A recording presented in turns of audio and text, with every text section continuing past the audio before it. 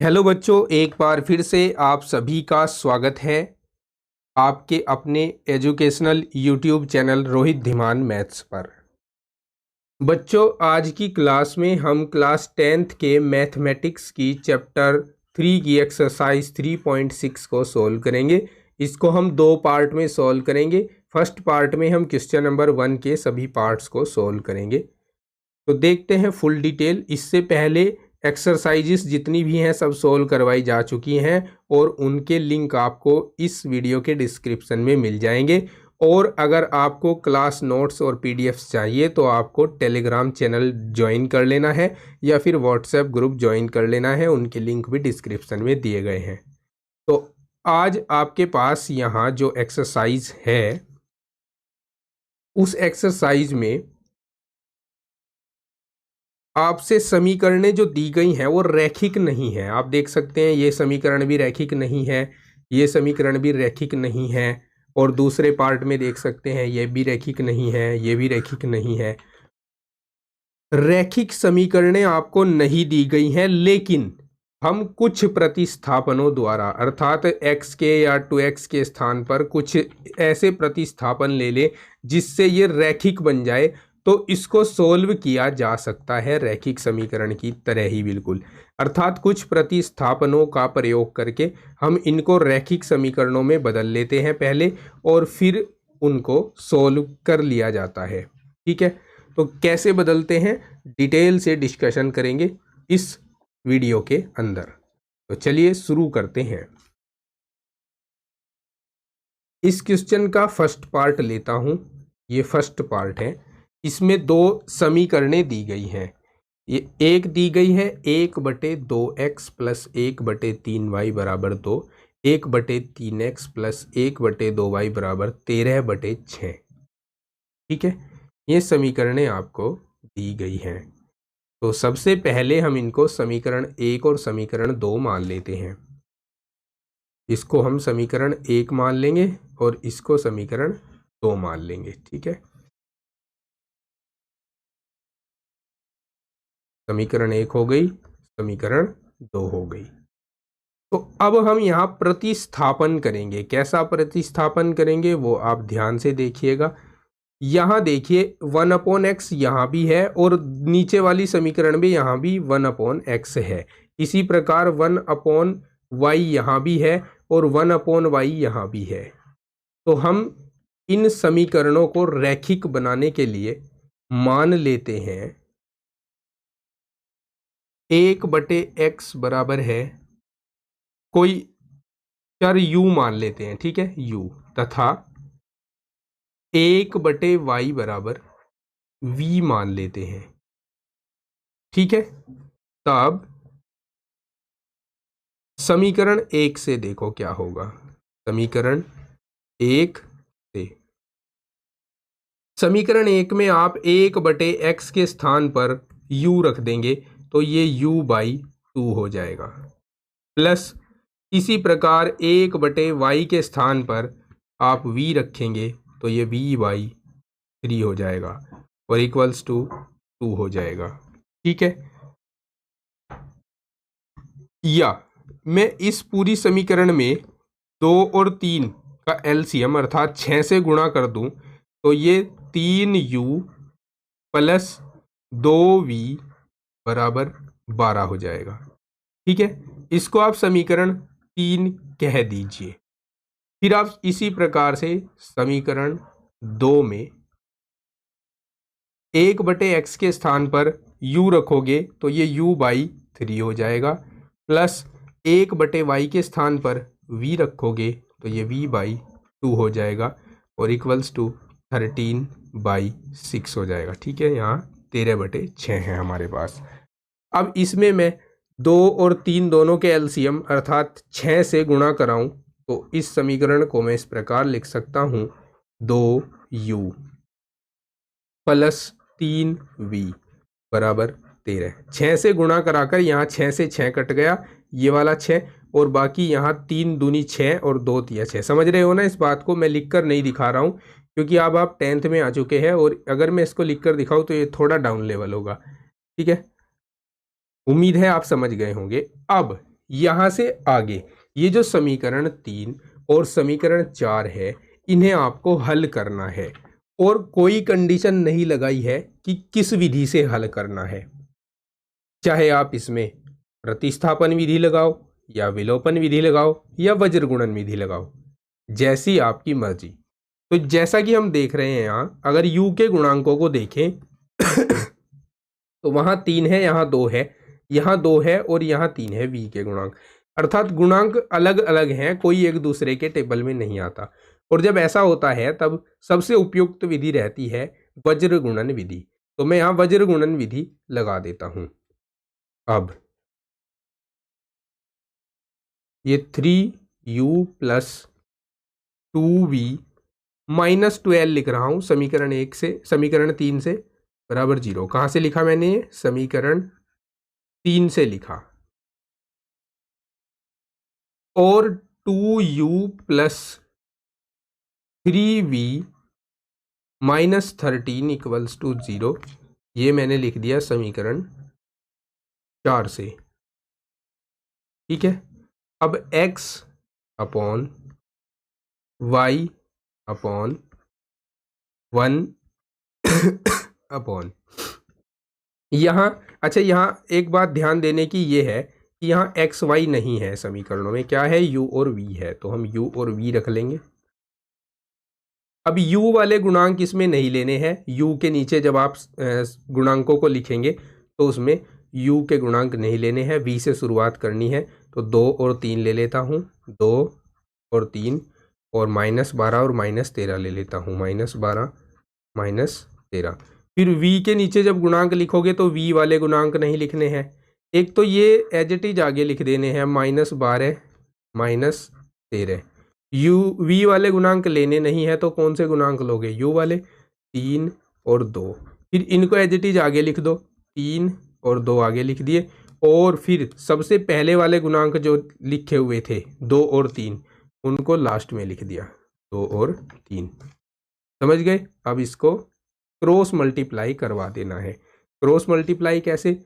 इसकी गुणा इसके साथ, इसकी गुणा इसके साथ, इसकी गुणा इसके साथ, इसकी गुणा इसके साथ, फिर इसकी गुणा इसके साथ और इसकी गुणा इसके साथ। ठीक है, तो चलिए करवाते हैं क्रॉस मल्टीप्लाई। u अपॉन 13 दूनी 26 होते हैं, -26 आ जाएगा यहाँ, -26 हो गया। 12 तिया 36 होते हैं, माइनस माइनस प्लस हो जाएंगे क्योंकि एक माइनस फॉर्मूले में आता है बीच में और एक माइनस ये वाला, माइनस माइनस प्लस, 12 तिया 36 हो गए, बराबर v अपॉन 12 दूनी 24, माइनस के 24 हो गए और माइनस एक फॉर्मूले में आ गया, एक यहाँ से आगे आएगा, 13 तिया 39, तो प्लस 39 लिख देंगे, बराबर 1/3 तिया 9 हो गए और -2 दूनी 4 हो गए। ठीक है, u अपॉन यहाँ कितना बचेगा?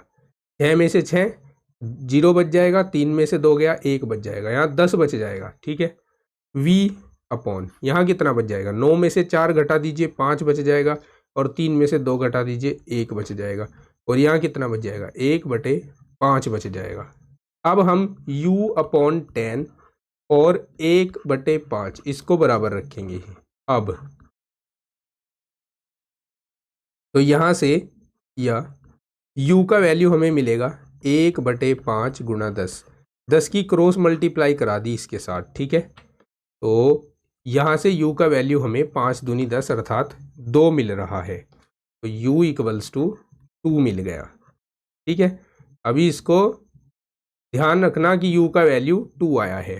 ठीक है, अभी आंसर नहीं आया है, कभी से आंसर लिख दो, तथा v/15 इक्वल्स टू 1/5।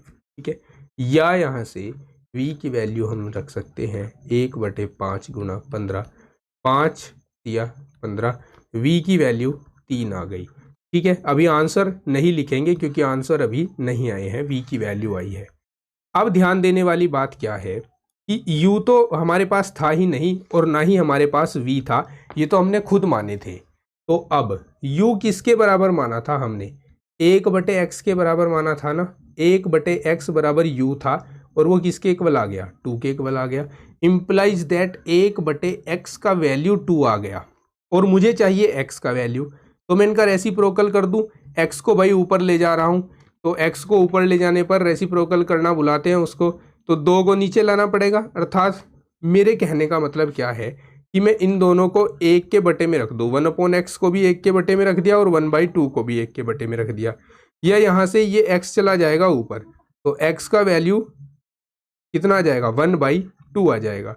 तो ये आंसर आता है, इसको हम ब्रैकेट में क्लोज करेंगे, ये आंसर आ गया हमारा पहला। तथा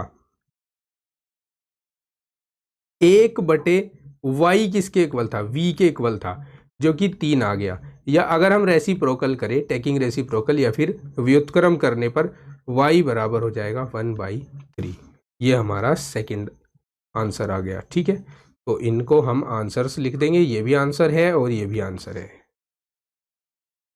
तो इस प्रकार से हमने जो समीकरण हमें दी गई थी वो रैखिक नहीं थी, लेकिन उनको उचित प्रतिस्थापनों द्वारा रैखिक बनाकर हल कर दिया। यही इस एक्सरसाइज में हम सीखेंगे। चलिए, और ज़्यादा क्लियर हो आपके, तो इसके लिए मैं सेकंड पार्ट अटेम्प्ट करता हूं। यहां देखिए, आपको सिमिलरिटी चेक करनी है, सिमिलरिटी चेक करके चलेंगे। यानी सिमिलरिटी क्या, कि किसको 1/, किसको u माने और किसको v माने। तो हम देख सकते हैं यहां भी बटे में √x आया है, यहां भी √x आया है ना। इसको समीकरण 2 कहना है हमें। ठीक है, और कौन से वाली 2 कहें इसको, ये वाला 2 कहें। यहां भी आप देख सकते हैं √y आया है और यहां भी √y आया है। तो हमें क्या करना है इसमें, हमें इसमें मानना है, माना 1/√x जो है वो u है, तथा 1/√y जो है वो v है। तब ये हम प्रतिस्थापन रखेंगे समीकरण 1 में। समीकरण 1 से क्या होगा, 2/√x है, 1/√x को हमने u मान लिया, तो क्या 2/√x को मैं इस प्रकार नहीं लिख सकता, 2 गुना 1/√x। 3/√y को क्या मैं इस प्रकार नहीं लिख सकता, 3 गुना 1/√y लिख सकता हूं ना। अब इसके स्थान पर क्या पुट करोगे, u, इसके स्थान पर क्या पुट करोगे, v, तो यहाँ क्या बन जाएगा 2u, यहाँ क्या बन जाएगा 3v। आई बात समझ में।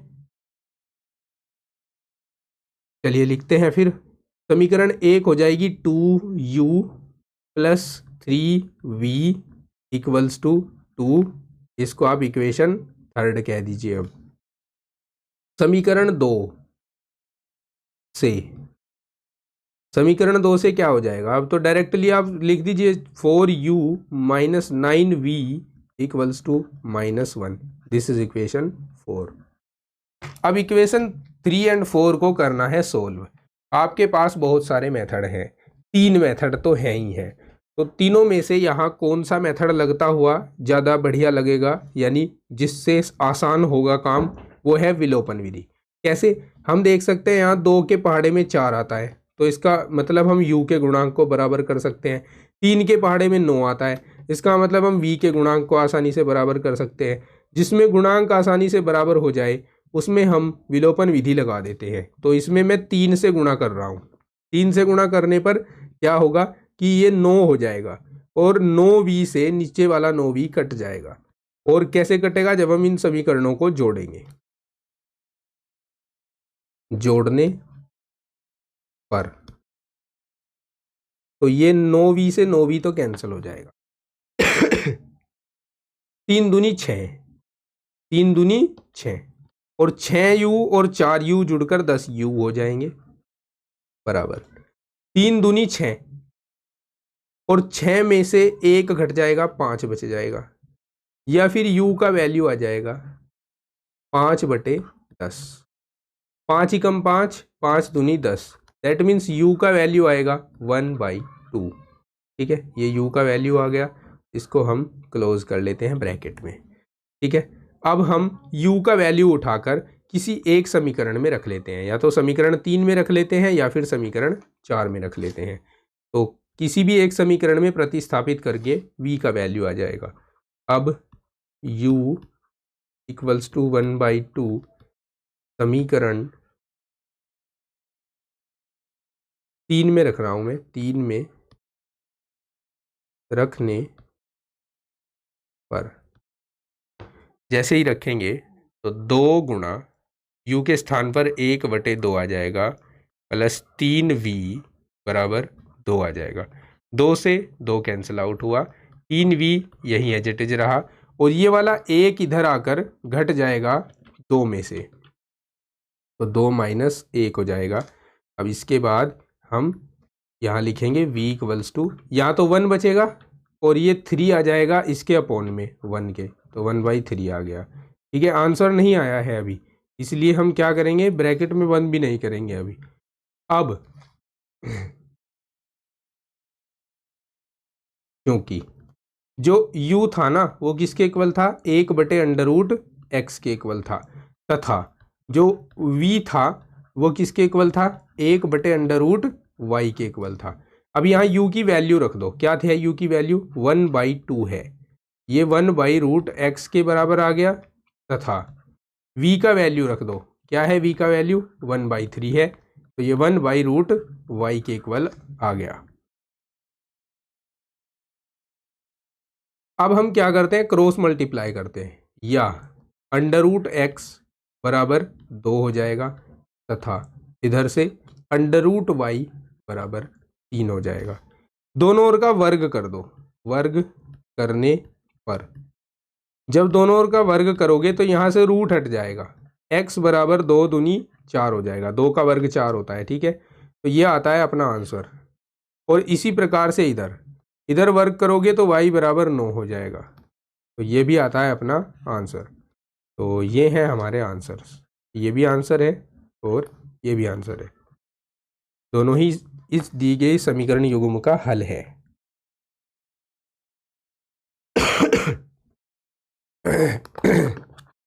Sorry for that.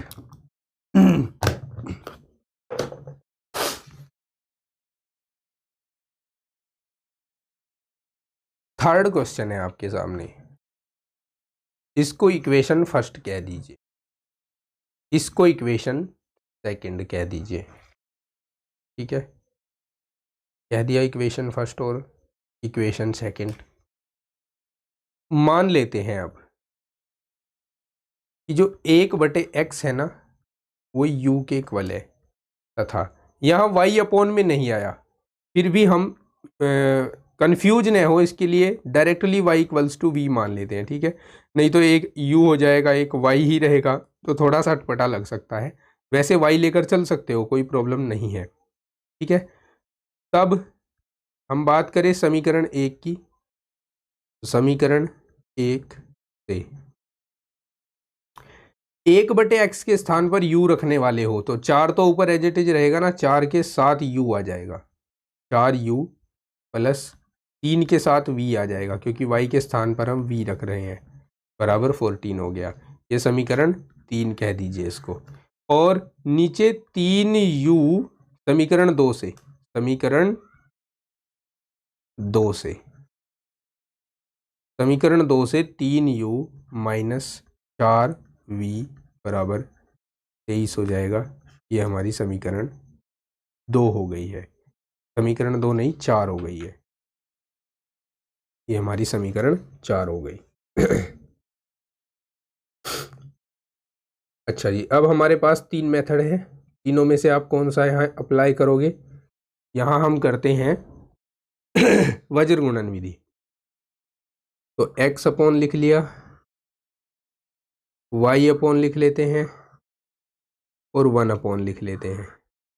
देखो वज्र गुणन विधि के लिए जरूरी है कि सारे के सारे जो चर और अचर पद हैं वो बराबर के एक ही साइड हों। तो इसके लिए हमें करना क्या होगा, हमें यहाँ से ये माइनस हटा देना है, इक्वल्स टू हटा देना है, -14 बराबर 0 लिखकर समीकरण 3 कह देना है। इसी प्रकार यहाँ -23 बराबर 0 लिखकर इसको समीकरण 4 कह देना है। ठीक है, अब पहला पद छोड़कर दूसरे पदों के कांस्टेंट उठाकर यहाँ लिखेंगे, 3 माइनस 4, और फिर इसके बाद ये लिखेंगे -14 और 23। पहला छोड़ा था, अब दूसरे में दूसरे को छोड़ दीजिए और लिखिए किसको, -14 बटे -23, -14 बटे -23। और किसको लिखोगे, इनको तो ले नहीं सकते, इनको हमने लिख दिया, तो ये बचा 4 और 3। फिर इसी को आगे लिख दीजिए 4 और 3। और अब हम पहला पद भी ले चुके हैं, दूसरा भी ले चुके हैं, पहला पद छोड़ चुके हैं, दूसरा भी छोड़ चुके हैं, अब तीसरा छोड़ दीजिए। तो लेना किसको होगा, 3 और -4 को, 3 और -4 को, -23। ठीक है, अब इनको क्रॉस मल्टीप्लाई करा लेते हैं।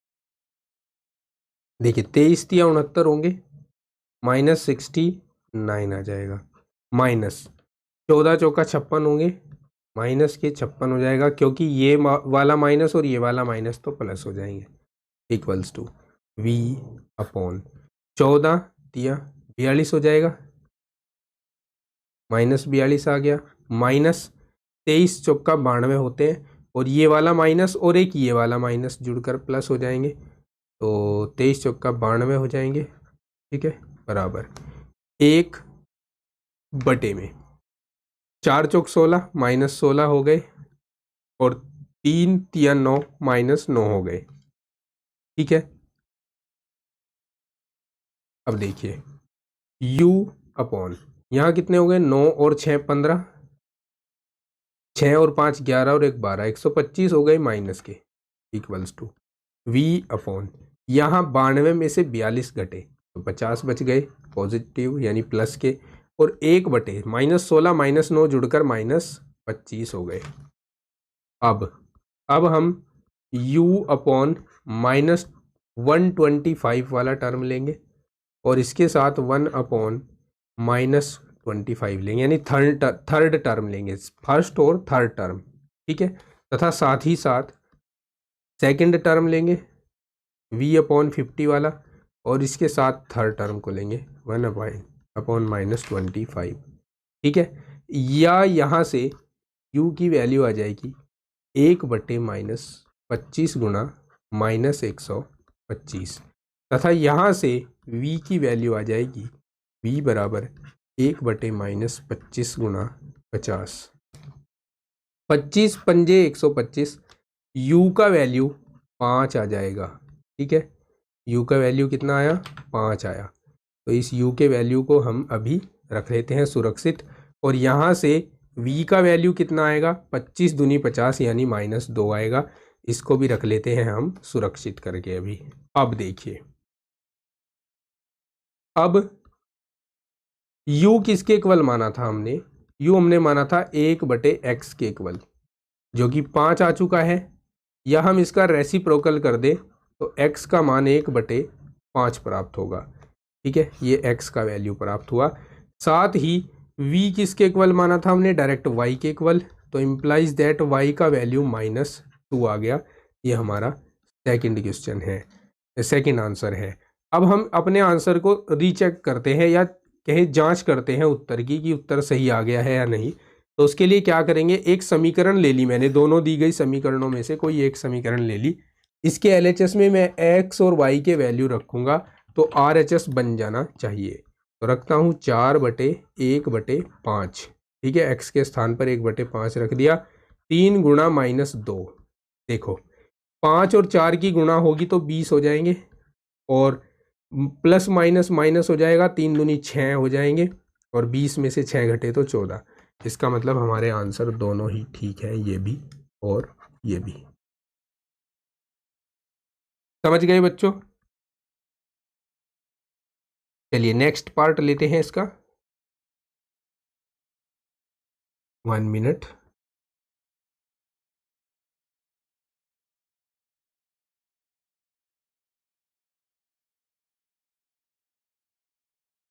नेक्स्ट फोर्थ पार्ट है, इसको हम इक्वेशन फर्स्ट मान लेते हैं, इसको इक्वेशन सेकंड मान लेते हैं।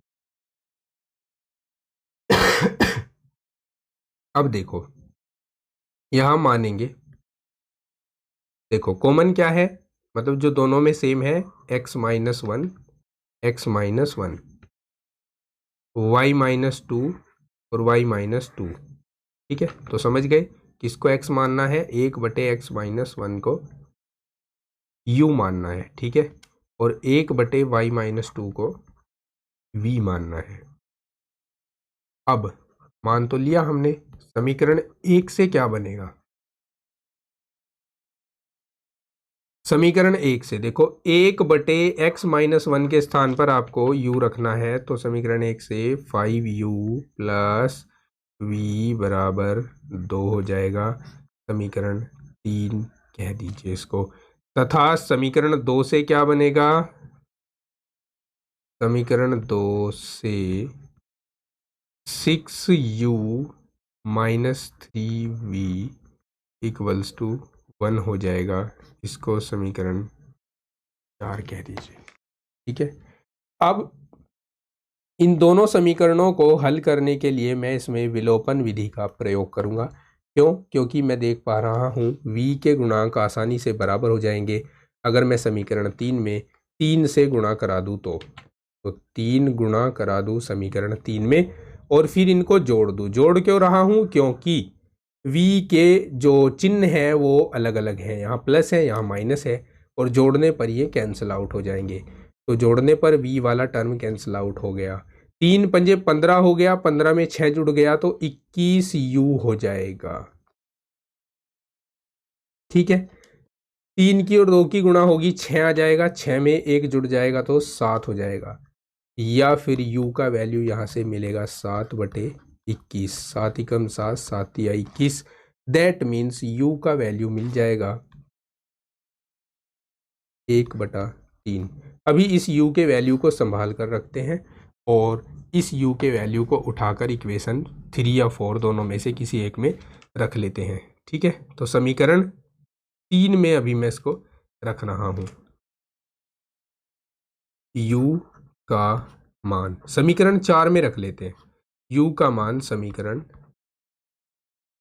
4 में रखने पर, रखिए u का मान समीकरण 4 में, समीकरण 4 आपके सामने यहाँ है, तो 6 गुणा 1/3 माइनस 3v बराबर 1 हो जाएगा। 3 एकम 3, 3 दूनी 6 हो जाएंगे, तो 2 माइनस 3v बराबर 1, या फिर यहाँ से 3v बराबर हो जाएगा 2 माइनस 1। ठीक है, ये 1 इधर जाकर 2 में से घट गया है, तो 3v बराबर 1 आ जाएगा, या यहां से v का मान आ जाएगा 1/3। इस v के मान को भी संभाल कर रखते हैं फिलहाल। ठीक है, अब इसके बाद हम अपना काम यहां से शुरू करेंगे।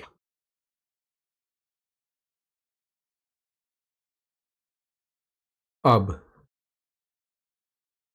क्योंकि जो u था ना वो 1/x माइनस 1 के बराबर माना था हमने, और ये 1/3 के बराबर आ गया है, तो इम्प्लाइज दैट अगर आप इनकी क्रॉस मल्टीप्लाई करा दो तो क्रॉस मल्टीप्लाई कराने से x माइनस 1 बराबर 3 हो जाएगा, या फिर पक्षांतरण कर दो तो ये 3 प्लस 1 हो जाएगा, इम्प्लाइज दैट x का वैल्यू 4 आ जाएगी। ठीक है, तो ये x का वैल्यू आया है, इसको ब्रैकेट में क्लोज करते हैं, और ये हमारे क्वेश्चन का पहला आंसर भी है।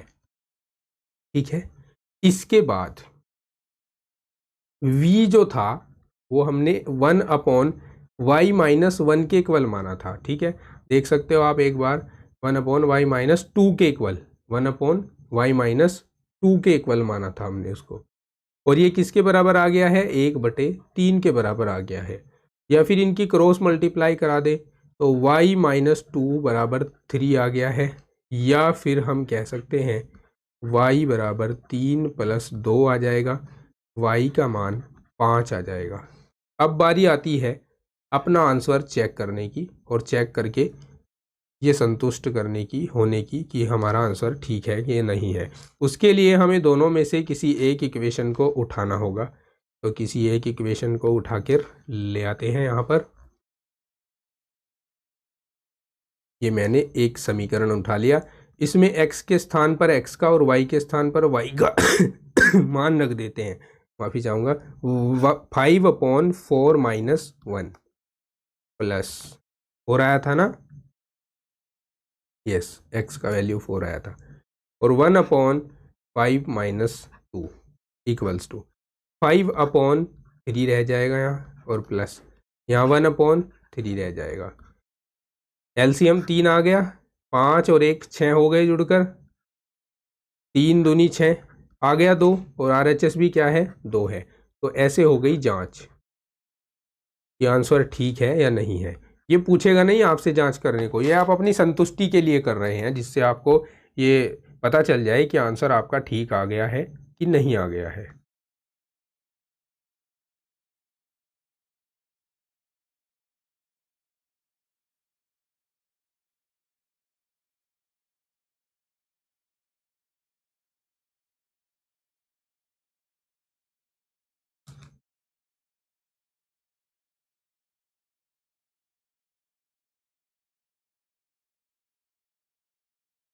चलिए अब ये क्वेश्चन देखते हैं कैसे करेंगे इसको। ये जो समीकरण 1 है, इसको आप इस प्रकार से भी लिख सकते हो, या 7x बटे इस एक्स वाई को ना 7x के अपॉन में रख दीजिए, 7x अपॉन और बटे में एक्स वाई हो गया, और 2y के बटे में भी एक्स वाई को अलग से रख सकते हैं, बराबर 5 हो गया। अब x से x कैंसिल हो जाएगा, और यहाँ y से y कैंसिल हो जाएगा, तो इम्प्लाइज दैट आपको 7/y minus 2/x equals to 5 मिल जाएगा। ठीक है, इसको आप समीकरण 1 मान लीजिए। यहाँ से भी ऐसे ही करेंगे, 8x/xy plus 7y/xy equals to 15 रख दिया, और यहाँ से x से x कैंसिल हो जाएगा, y से y कैंसिल हो जाएगा, 8/y और प्लस 7/x इक्वल्स टू 15। ये इक्वेशन 2 हो जाएगी।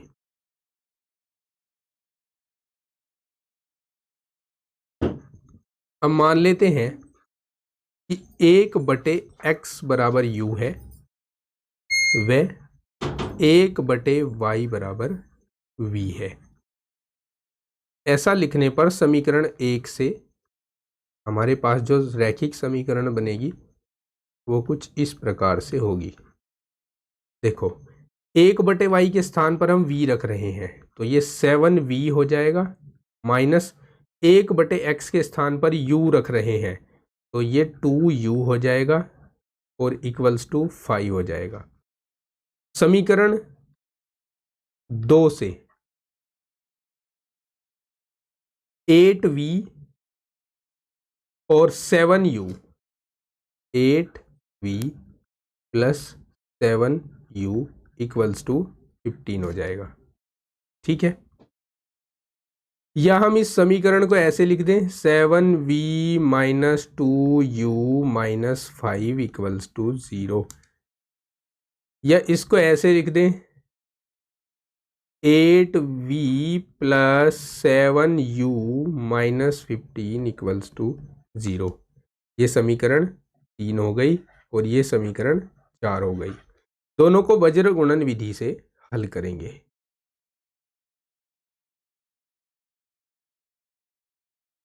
अब वज्र गुणन विधि के लिए जो फॉर्मेट होता है उसको तैयार कर लेते हैं। v upon u upon 1 upon, देखो पहले वाले गुणांकों को छोड़िए और दूसरे वालों को मत छोड़िए, -2 7, फिर तीसरे वालों को लिखिए -5 -15, फिर तीसरे वालों को लिखिए -5 -15, फिर पहले वालों को लिखिए 7 और 8, फिर पहले वालों को लिखिए 7 और 8, और फिर जो सबसे पहले लिखा था उनको लिखिए -2 और 7। अब वज्र गुणा कराइए, v अपॉन 15 दूनी 30, माइनस माइनस प्लस, प्लस 30 आ गया, माइनस 7 पंजे 35, माइनस माइनस प्लस हो गया, 7 पंजे 35, u अपॉन 8 पंजे 40, माइनस 40 हो गए, माइनस 15 सत्ते 105, माइनस माइनस प्लस हो गए, बराबर 1/7 सत्ते 49, माइनस माइनस 8 दूनी 16, माइनस माइनस प्लस हो गए। ठीक है, यहां तक समझ आ गया।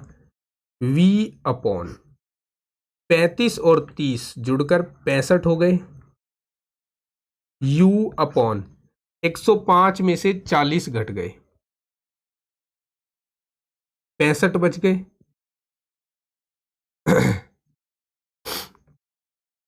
49 और 16 जुड़ गए, 65 हो गए।